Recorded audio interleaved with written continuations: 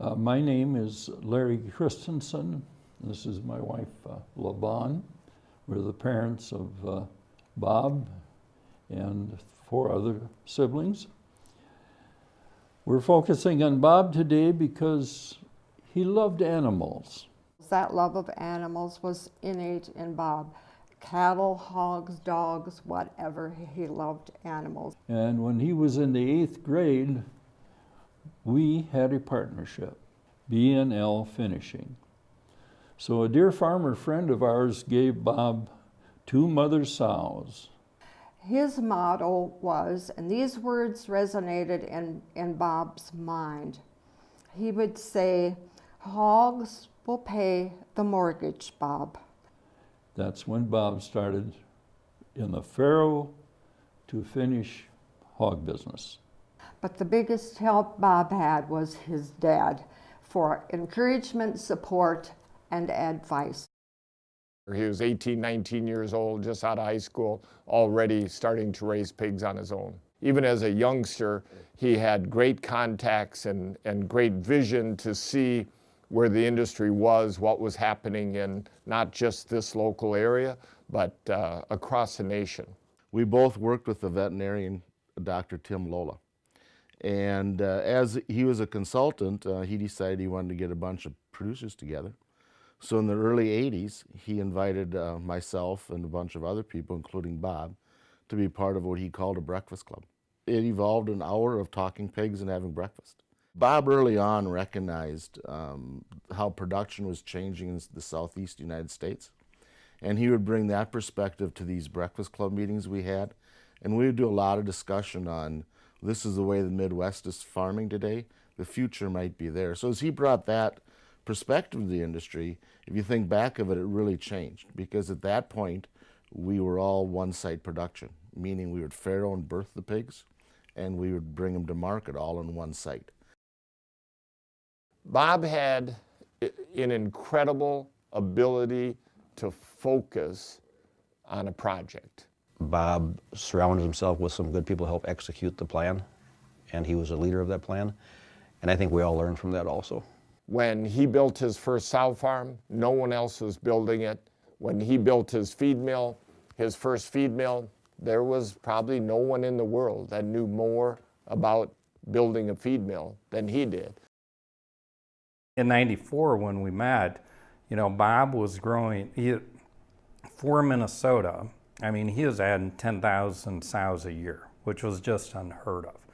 And yeah, Bob made changes and made moves that we watched and that we learned from. And I think he also was willing to learn from his competitors too, as to things that he could improve upon. So Bob is rolling and going and growing Christensen Farms, and I'm down here and yet a new company and facing all the classical startup challenges. So I'm reaching out to Bob for advice, and it's all the way from lending and business relationships and nutrition, and we're kind of feeding off each other. What they do today was very innovative back in the 90s when he was growing that business, and where you controlled the nutrition, you controlled your genetic multiplication, you controlled all of those aspects so that ultimately you're producing a better product and you're doing it more consistently. He was one of the leaders in multi-site production. And so we used to have farrow to finish farms. He was the first one to do that in a rapid, large-scale way in the upper Midwest. And that was so much better for the health of swine, to eradicate different diseases. Christensen Farms has grown tremendously, and a lot of that growth Bob oversaw. Bob would go to shows and he would come home and he'd tell his brother, I bought 2 farrowing crates at the show and you're gonna put them in this farrowing room. And so it was his own little research, and he would have 2 of this and 4 of this and 1 of these, and he'd see floors and farrowing crates, and he wanted to see them under his guidance, what they perform. And it was almost like he knew someday he's gonna be building hundreds and thousands of these. We have a thing we call contract growers. The contract growers build the facilities, take care of the pigs, and really do what they love. Contracting in general was a relatively new concept to the industry, and especially new to the state of Minnesota and the Midwest. Raising hogs under a contract format with Bob Christensen did change my life. He was very influential in guiding me through the whole process of getting permitted, getting my barns up, getting them operational, and teaching me all the ins and outs of how to be a modern pork producer. The contribution that Christensen Farms and Bob Christensen's family has made to the state fair, I think will be very beneficial. The state fair allows the pork industry and rural agriculture to have a tremendous venue to tell our story. The way we're able to kind of share the swine industry and what's happening in the industry, both through swine exhibitions and through swine education to our fairgoers as we move into the future. And the enhancements that have taken place in the barn, thanks to Christensen Farms, are going to upgrade and update that barn from a 1940s, 1950s look to a more modern, current presentation. Because folks are so removed from the farm and from agriculture in general, gets them one step closer to see what we're doing, get a glimpse of how the pigs are handled, you know, how dedicated the young people are, especially in that environment, and taking care of those animals. I look at Bob's personality.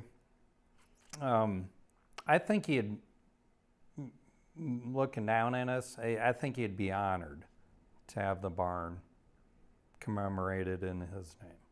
I really do. A lot of the things that the company is doing today are in his memos that he left when he passed away. So he was a leader in so many different areas, from how to permit facilities, how to get it done, how to develop a contract grower relationship and network, how to bring the banks along to help finance these companies in their infancy. You know, Bob paved the way. He was trying to raise pigs more cost efficient than anybody else in the world, and that would translate to feeding the world and with affordable protein for more people in the world. Bob made a huge influence in my life, and he gave me the confidence to go places where I never dreamed I could go. There were a couple of times in my career I sat back and looked at what had been created at Christensen Farms and what Bob had done. And one, when he reached, I think it was about 150,000 sows, I think I just sat back and said, wow. One of the things that he would say occasionally was, as we move forward in this pork industry, we want to be on the cutting edge, but we don't want to be on the bleeding edge. Bob was very loyal to those that helped him succeed and helped him get what he needed to get done, and it went both ways. He gave tremendous amounts of money that nobody knows of to charitable groups. I would call him intelligent, I would call him intense, and I would call him innovative. Visionary, futuristic, entrepreneur. A little bit unpredictable, but ultimately successful and appreciative to the people he works with. He was so determined, and he set an example for all of us in that sense. He was the leader in Minnesota for developing the pig industry as we know it today.